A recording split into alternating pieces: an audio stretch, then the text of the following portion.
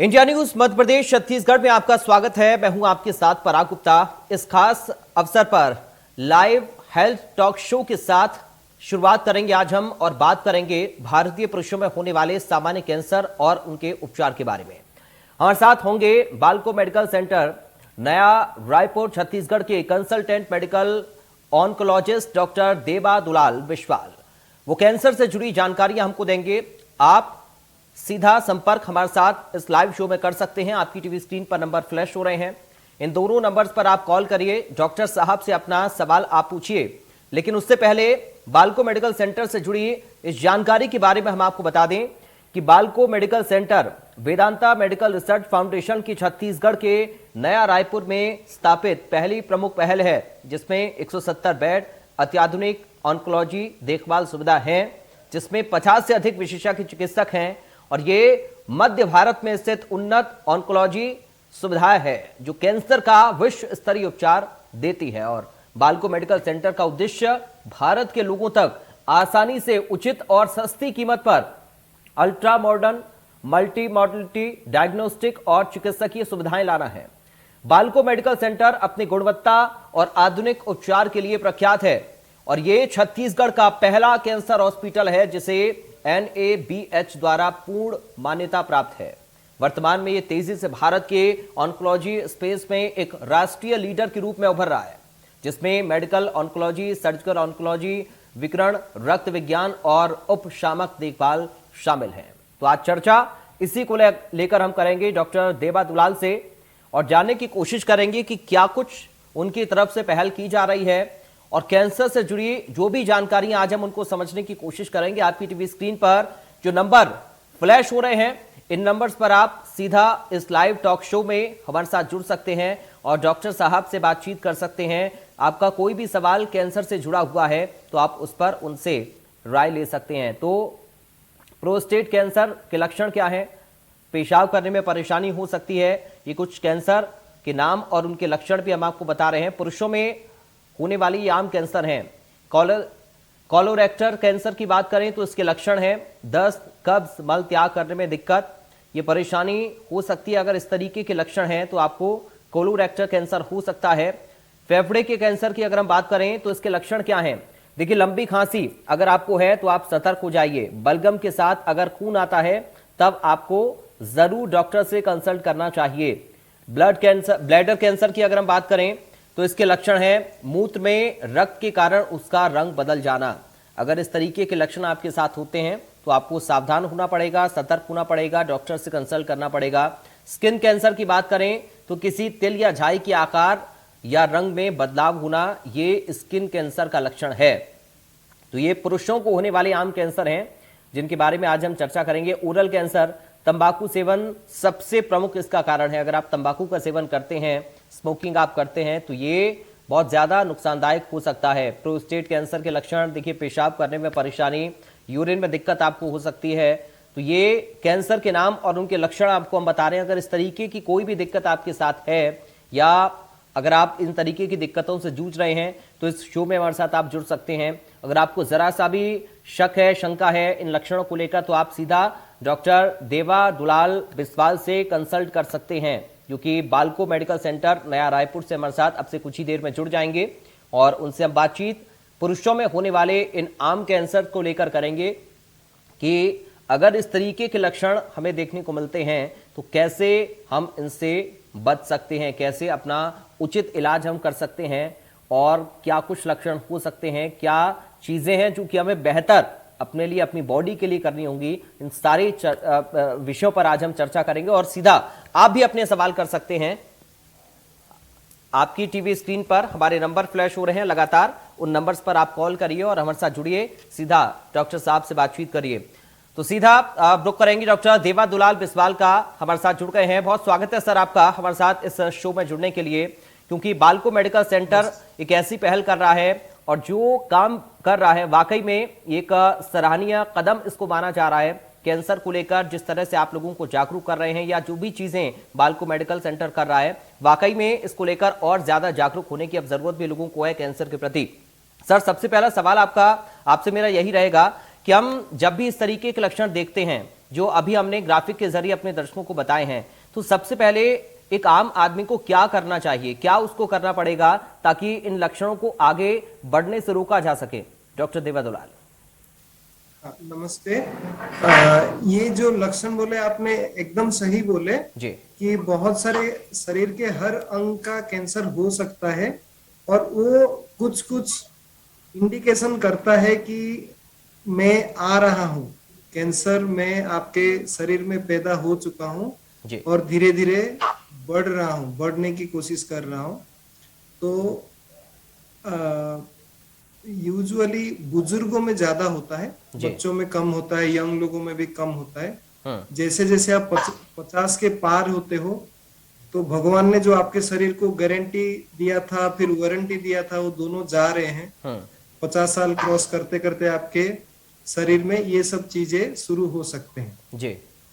तो अगर आपको अर्ली साइंस, कुछ सिम्टम्स पता चलते हैं, कोई आपके शरीर में कुछ ऐसे आपको लगता है जी, तो आप दो काम करते हो। जो आज से मैं 10 साल पहले की सिनेरियो बोलता हूँ, तो आप एक जनरल से हॉस्पिटल में जाते थे, वहां पे करते थे 6 महीना 1 साल वहां पे जूझते थे जी। लेकिन आजकल डेडिकेटेड कैंसर हॉस्पिटल्स बन चुके हैं। तो कहीं ना कहीं उस एटीट्यूड में थोड़ा चेंज कर सकते हैं कि हम डायरेक्टली कैंसर हॉस्पिटल जा सकते हैं क्या? क्योंकि अगर मेरा कैंसर नहीं है तो कोई टेंशन नहीं है जी। अगर कैंसर हुआ, मैं थोड़ा बुजुर्ग हूँ, एज हो रहा है जी, मेरे फैमिली में कोई ऐसा कैंसर वैंसर हुआ था, हमने देखा था, बहुत मुश्किल हुए थे जी, क्या हम सीधा कैंसर हॉस्पिटल को रुक कर सकते हैं क्या? ये एक बदलाव आना चाहिए हमारे एटीट्यूड में। ठीक है, अगर इस पर आगे मैं आपकी बात को बढ़ाऊंगा। एक दर्शक हमारे साथ जुड़ गए डॉक्टर साहब, हम उनको ले लेते हैं, उसके बाद में आपकी बात को पूरा आगे हम करेंगे। समीर हमारे साथ भिंड से। समीर जी, आपका स्वागत है, आप अपना सवाल कर सकते हैं डॉक्टर साहब से।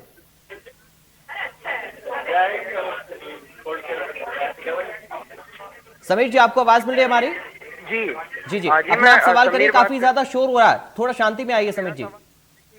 मेरे परिवार में जो मेरे चाचा जी हैं वो कैंसर के पेशेंट हैं जी। तो सर मुझे ये जानना था कि क्या परिवार के बाकी लोगों पर भी इसका असर पड़ सकता है, क्या वो भी कैंसर से प्रभावित हो सकते हैं? डॉक्टर देबा। हाँ, कैंसर कौन सा कैंसर था बता सकते हैं? समीर जी, कौन सा कैंसर है आप जो बता रहे हैं? समीर जी, आपको आवाज मिल रही है हमारी? चलिए, लगता है समीर जी तक आवाज नहीं जा रही है, लेकिन शायद हमें टीवी पर वो सुन रहे हैं। डॉक्टर साहब, अगर आप कुछ समझ पाए तो प्लीज इसका जवाब दीजिए। मैं जवाब देता हूं।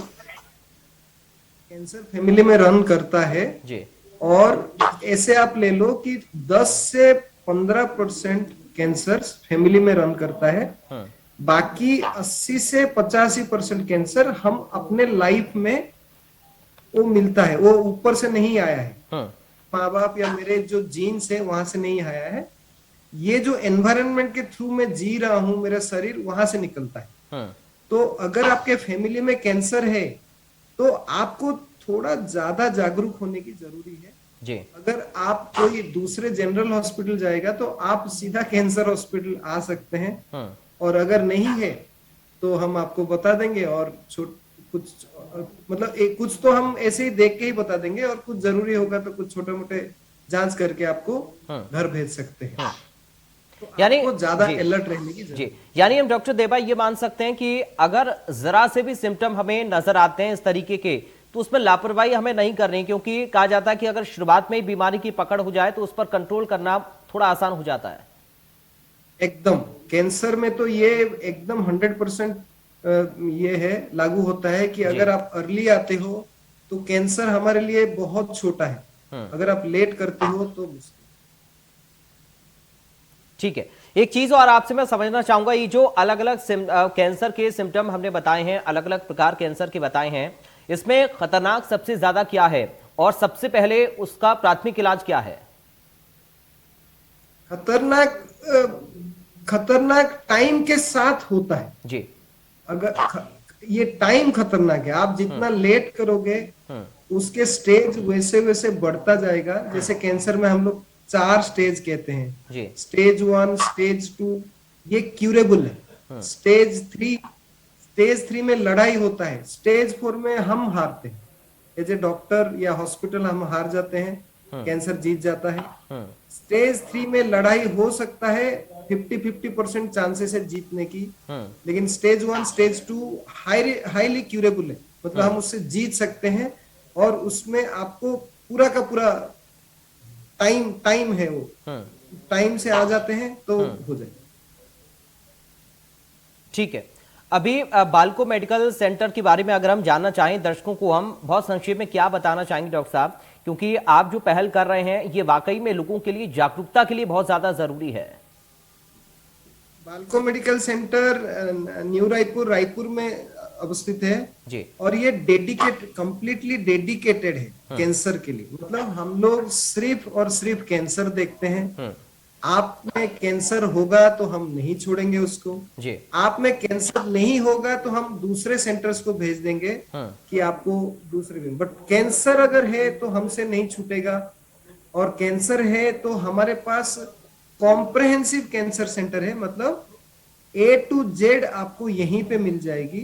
जो आपको टाटा, एम्स, न्यू दिल्ली ऐसे कोई सेंटर्स जाने की जरूरत नहीं पड़ेगा। 90 to 95% केसेस हम यहीं पे सॉल्व करके देंगे।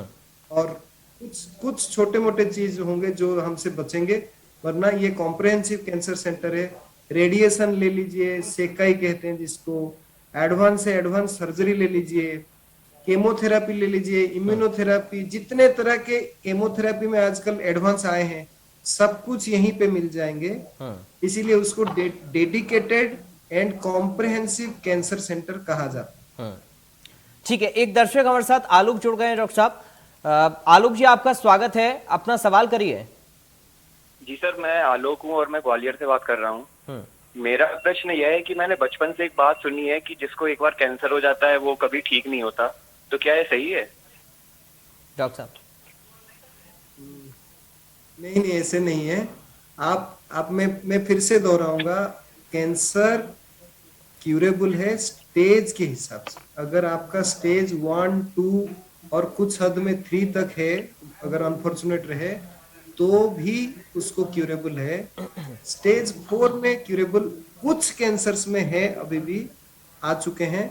बहुत सारे कैंसर में स्टेज 4 में नहीं है।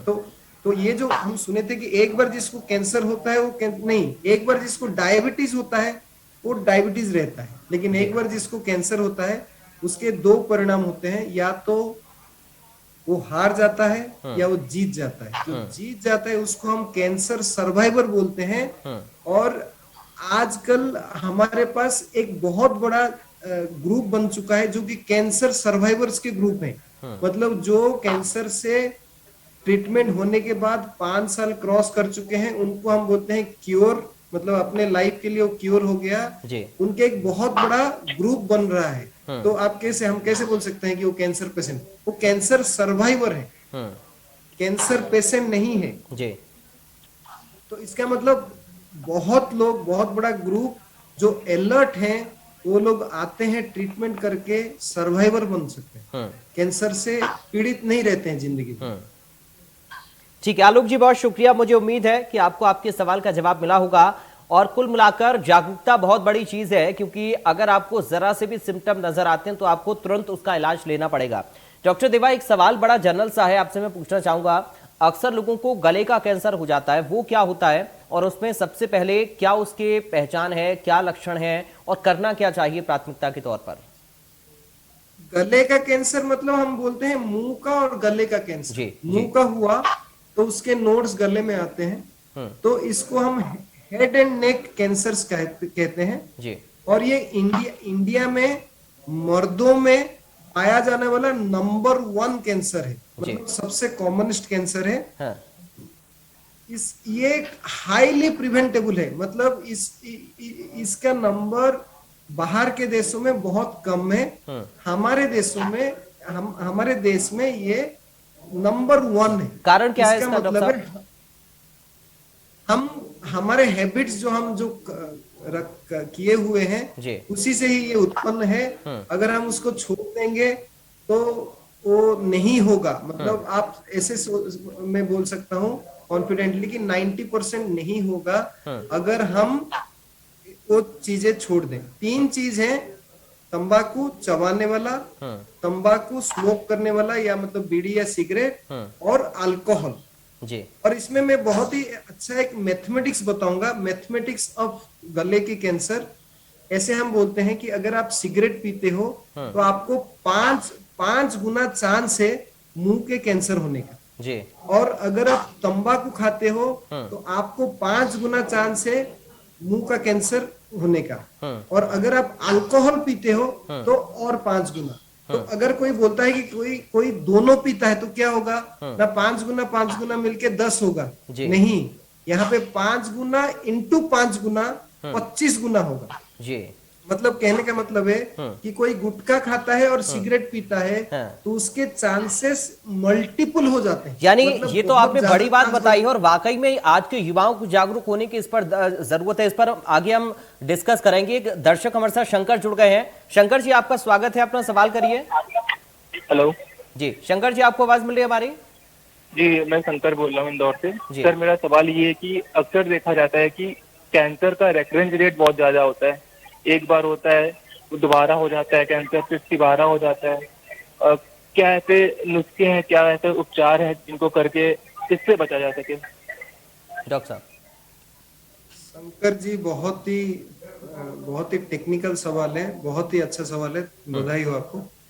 तो एक ये मुश्किल है कि अगर उसको कहते हैं फील्ड कैंसराइजेशन, मतलब सपोज मैं आपको ऐसे समझाता हूँ, सपोज मैं गुटखा खाता हूँ तो मेरा मुंह का पूरा एरिया गुटखा को एक्सपोज होता है और मैं सपोज 20 साल से खा रहा हूँ, तो क्या होता है, एक पॉइंट पे कैंसर आया तो उसको हम लोग ट्रीट करते हैं, लेकिन काफी चांस है, मतलब काफी हद तक ये चांस है कि बाकी सारे चीज जो मुंह के जितने बाकी सारे एरिया वो भी 20 साल तक गुटखे को या अल्कोहल को या सिगरेट को झेले थे।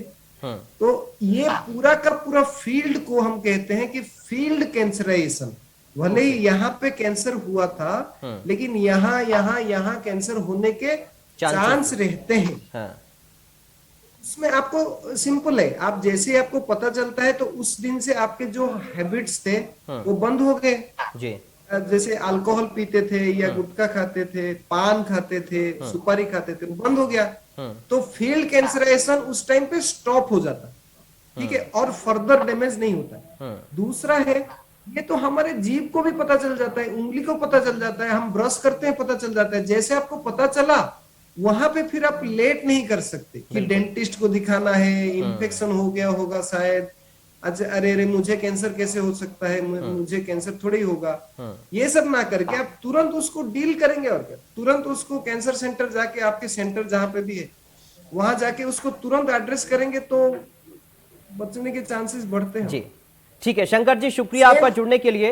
डॉक्टर देवा, एक सवाल और मेरा आप ही के वक्तव्य से जुड़ा हुआ है, क्योंकि आपने बताया कि अगर कोई व्यक्ति सिगरेट भी पीता है, गुटखा भी खाता है, तो वो 5 गुना उनको हम जोड़ नहीं सकते बल्कि गुणा कर दीजिए, यानी कि 25 गुना उसको रिस्क इसका होगा। एक सवाल और है कि अगर कोई व्यक्ति स्मोकिंग नहीं करता, तंबाकू नहीं खाता, मैंने कई ऐसे केसेस देखे हैं उनके भी गले में कैंसर होता है। अगर कोई अल्कोहल का सेवन नहीं करता है तो उसका कारण क्या रहता है? उसका कारण है कि एक वायरस है अभी जी, ह्यूमन पैपिलोमा वायरस, उसको पाया गया है कि जो लोग स्पेशली महिलाएं हैं जी, स्पेशली वेस्टर्न वर्ल्ड देख लीजिए, अमेरिका, यूरोप, उनके तो कोई गुटखा वगैरह नहीं खाते हैं ज्यादा, अल्कोहल पीते हैं, सिगरेट पीते हैं, बट उनके केस में भी ओरल कैंसर होता है जो कि गले तक जाता है। तो वो उसका कारण है ये ह्यूमन पैपिलोमा वायरस, और यही ह्यूमन पैपिलोमा वायरस हमारे महिलाओं में बच्चेदानी का कैंसर भी करता है, जो सबसे कॉमनेस्ट है उनके ग्रुप में। तो खुशी की बात है कि इस वायरस को रोकने के लिए अभी हमारे पास वैक्सीन है। तो ये वैक्सीन अगर देते हैं तो ये बहुत सारे तरह के human papilloma virus related cancer से बचाता है, उसमें से मुंह का कैंसर भी बच जाएगा। तो ये एक अच्छी बात है, और ये इंडिया में शुरू हो चुका है ये वैक्सीनेशन प्रोग्राम, अभी महिलाएं ले रहे हैं अब आगे चल के मर्दों में भी ये रिकमेंड हो चुका है। ठीक है, यानी कुल मिलाकर हम ये समझ सकते हैं कि जी जी जी अपनी बात पूरी कर लीजिए आप। हाँ, कि कुल मिला के कि मुंह का कैंसर या गले का कैंसर में एक तो होता है तंबाकू, बीड़ी, सिगरेट और अल्कोहल, शराब, और उसको अगर आप नहीं पी रहे हो तो आपकी गलतियां तो कुछ नहीं है, लेकिन एक वायरस है जो हमारे बिना जाने हमारे अंदर आ सकता है और वो कैंसर कर सकता है। उसको प्रिवेंट करने के लिए आपको एक वैक्सीन ले सकते हैं। कुल मिला के मुंह का और गले का कैंसर को हम काफी हद तक कम कर सकते हैं अगर जागरूकता आए। ठीक है, एक दर्शक कृष्ण हमारे साथ जुड़ गए भोपाल से। कृष्ण जी आपका स्वागत है, अपना सवाल करिए आप। जी डॉक्टर साहब, मेरा सवाल आपसे ये है कि अक्सर ऐसा देखा जाता है कि कैंसर को छुआछूत की बीमारी की तरह लिया जाता है। लोग एक दूसरे को छूने से डरते हैं कि मुझको कैंसर ना हो जाए। तो सर इसमें कितनी सच्चाई है कि कैंसर छुआछूत की बीमारी है? बहुत ही सुंदर क्वेश्चन है। मैं खुश हूं कि ऐसे क्वेश्चन आप ला रहे हैं लोगों की जागरूकता के लिए। Non cancer is a non communicable disease, ऐसे कहा जाता है कि कैंसर को कैटेगरी ही किया गया है कि नॉन कम्युनिकेबल, मतलब ये इतना नॉन कम्युनिकेबल है कि आप उसके साथ खाना खाने से, जूता खाने से, उसके साथ सोने से, उसके साथ हस्बैंड वाइफ का संबंध रखने से, यहां तक कि अगर मैं सपोज मुझे कैंसर है और मैं किसी को मेरा ब्लड भी दे दूं बाय मिस्टेक, कैंसर नहीं जा पाएगा, क्योंकि कैंसर जो है उस शरीर में बना है और उसी शरीर में ही मर जाता है। उस शरीर बिल्कुल, से इसको लेकर जागरूकता की बहुत ज्यादा जरूरत है, क्योंकि बड़ी महत्वपूर्ण बातें आप डॉक्टर साहब बता रहे हैं। बहुत शुक्रिया आपका जुड़ने के लिए कृष्णा जी। चंदन है अगले दर्शक शिवपुरी से। चंदन जी आपका स्वागत है, सवाल करिए अपना। चंदन जी टीवी की आवाज बंद कर लीजिए, सवाल करिए अगर आपको आवाज मिल रही है। सर मैं चंदन बोल रहा हूँ शिवपुरी से। सर मेरा ये सवाल है कि जो लोग तंबाकू का सेवन करते हैं उनके मुंह में सर मतलब मेरे ही परिवार के व्यक्ति हैं, उनके मुंह में सर घाव जैसा हो रहा है, तो क्या सर इसे कैंसर का एक सिम्टम माना जाए या फिर क्या किया जाए सर, प्लीज बताएं। नहीं, ये तो सीरियस बात है। अगर मुंह में छाला हो रहा है या घाव हो रहा है तो आपको तुरंत आना चाहिए, तुरंत दिखाना चाहिए कैंसर हॉस्पिटल में। कैंसर हॉस्पिटल से कम मत जाइएगा।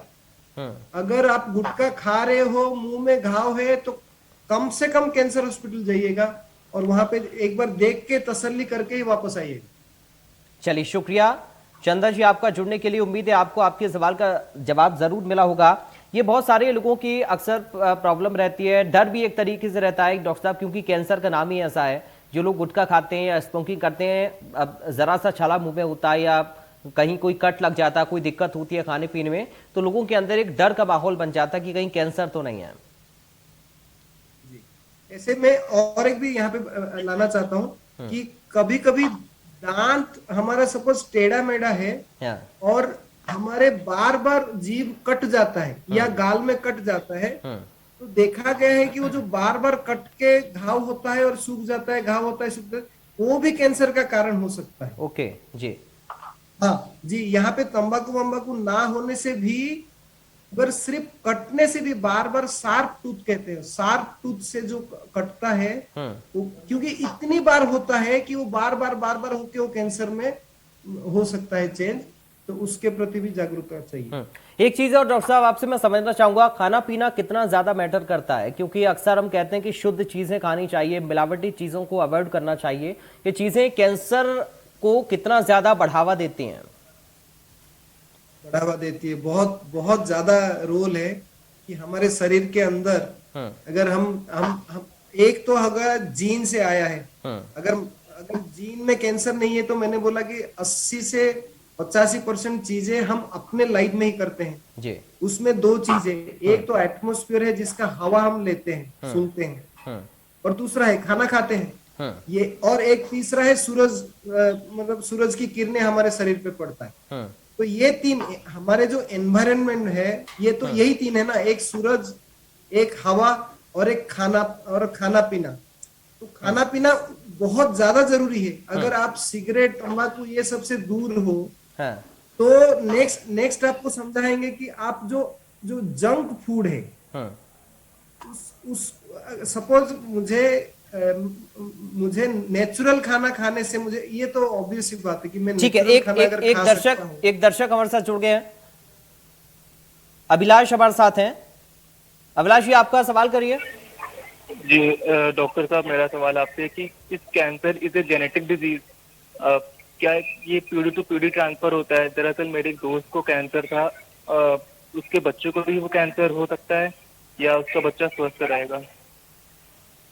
हाँ, मैं बोल रहा था इसके बारे में कि हाँ, कैंसर पीढ़ी दर पीढ़ी हो सकता है, लेकिन उसके चांसेस कम है, उतना ज्यादा नहीं है कि 10 से 15% चांस है कि वो आए।